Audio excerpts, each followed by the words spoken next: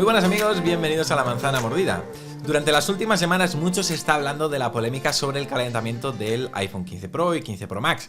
Precisamente Apple liberó el pasado miércoles una actualización para solventar este problema y así mejorar su rendimiento.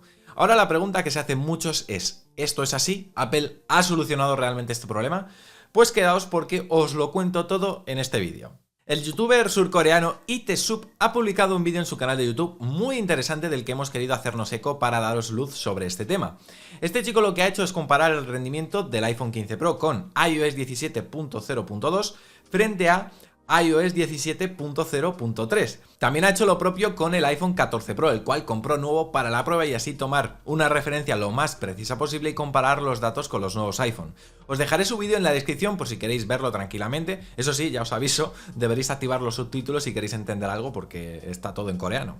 Lo primero que hace es mostrar cómo tanto el iPhone 14 Pro como el iPhone 15 Pro está con la salud de la batería en ambos al 100% y así despejar toda duda sobre la veracidad de las pruebas que ha hecho. La primera prueba que nos muestra en el vídeo es cómo la actualización de iOS 17.0.3 no ha consistido en simplemente reducir el rendimiento del chip para evitar ese sobrecalentamiento. En el test Givens que realiza muestra cómo en su iPhone 14 Pro el rendimiento multicore es algo mayor con respecto a iOS 17.0.2.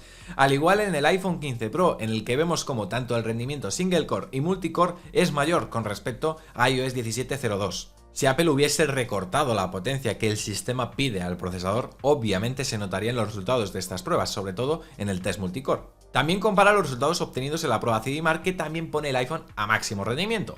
En concreto, esta prueba consiste en un test de 20 minutos en los que el iPhone mueve gráficos 3D a máxima resolución en bucle y en base a la estabilidad de reproducción y caída del rendimiento con el paso del tiempo, aplica una puntuación. Bueno, en el iPhone 15 Pro con iOS 17.0.2, la mejor puntuación del bucle fue de 3.757 puntos y la más baja de 2.482.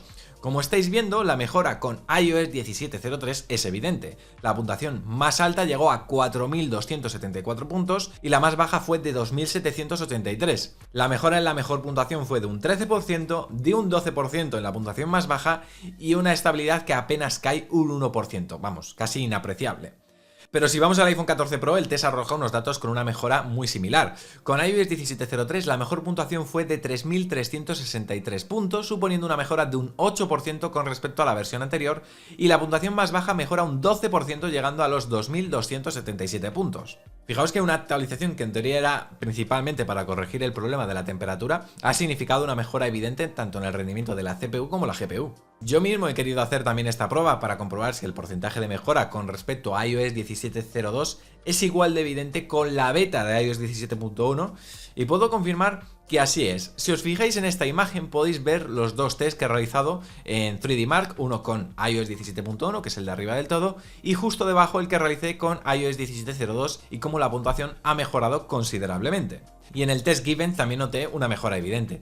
En iOS 17.1 Beta 3, que es la última que tenemos hasta el momento, el resultado de la prueba Single Core y Multicore fue este que estáis viendo en pantalla, con una puntuación que está por encima de los resultados obtenidos en iOS 17.0.2. Volvemos al vídeo del youtuber surcoreano, el cual también quiso comparar el rendimiento de la batería.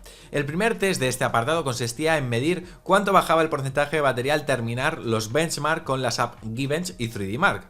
Tal y como podéis comprobar en la imagen, no hubo variaciones en este aspecto. Tanto el iPhone 14 Pro como el iPhone 15 Pro mantienen el mismo nivel de batería después de usar estos tests, tanto en iOS 17.0.2 y iOS 17.0.3. Tampoco hubo variación en el segundo test, que consistía en navegar por Reels de Instagram durante 10 minutos, con una pérdida de apenas un 2% en ambos casos. Después quiso subir un poco más el listón y jugó durante 30 minutos al Genshin Impact con el juego corriendo a 60 fotogramas por segundo con los gráficos en alta calidad. Y ojo con los resultados. Tanto en el iPhone 14 Pro como en el iPhone 15 Pro, la actualización parece mejorar el consumo. En el 14 Pro perdió un 10% de batería y en el iPhone 15 Pro un 12%, es decir, una mejora de un 2 y un 3% respectivamente. El cuarto test consistía en navegar por internet durante 30 minutos utilizando Netflix en segundo plano con una ventana flotante. Bueno, pues aquí también podemos ver una mejora de un 2% de batería con respecto a iOS 17.02 en ambos iPhone. El quinto test era una prueba de grabación de vídeo durante 30 minutos en 4K a 30 fotogramas por segundo. En esta prueba el iPhone 14 Pro conserva un 1% más de batería y el iPhone 15 Pro un 3%, por tanto, resultados positivos también en este test. El sexto que hizo este usuario consistía en la reproducción de vídeos de YouTube durante 30 minutos, y aquí de nuevo la mejora fue evidente. En el iPhone 14 Pro fue de un 3% y en el iPhone 15 Pro de un 4%. Puede que después de tanto test os hayáis hecho un poco lío con la evolución del consumo de cada iPhone antes y después de la actualización. Por eso, fijaos en esta gráfica. Aquí podéis ver cómo va bajando el rendimiento del iPhone 14 Pro con iOS 17.02 y 17.03 al ir haciendo las diferentes pruebas. Al final de todas ellas, el iPhone 14 Pro con iOS 17.03 mejora en un 3% el resultado de batería, por decirlo así, conserva un 3% más de batería. Ahora os muestro la tabla con el iPhone 15 Pro, el antes y después de actualizar. Si nos vamos al resultado podemos ver cómo iOS 17.03 acaba con un 4% más de batería que en iOS 17.02. Es decir, ambos iPhone con la actualización también mejoran en cuanto a la duración de la batería. A ver, no es algo abismal, pero bueno, que hay que remarcar, ahí está. Y ahora vamos al momento caliente del vídeo, nunca mejor dicho. ¿Mejora la temperatura del iPhone con esta actualización? Pues vamos con los resultados de los test que ha hecho. Después de usar Geekbench y 3D Mark, la temperatura en ambos modelos bajaron considerablemente tanto en la parte delantera como en la parte trasera. La primera fila de este gráfico corresponde a la temperatura de la parte delantera del iPhone y la segunda fila a la parte trasera. La bajada, como veis, es más pronunciada en los iPhone 15 Pro, reduciendo la temperatura de delante en unos 4 grados centígrados y de 5 grados en la parte trasera. Ojo a la prueba de Instagram. Ha sido tal la reducción de temperatura en el iPhone 15 Pro que incluso obtuvo mejores datos que en el iPhone 14 Pro, que antes de la actualización tenía una temperatura de entre 4 y 3 grados menos.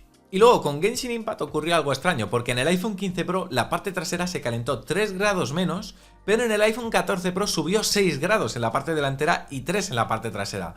Por lo tanto, bueno, aquí realmente no entendemos muy bien qué ha pasado, pero bueno, las conclusiones que podemos sacar es que evidentemente sí, la actualización de iOS 17.03 ha mejorado notablemente los problemas de sobrecalentamiento en los iPhone.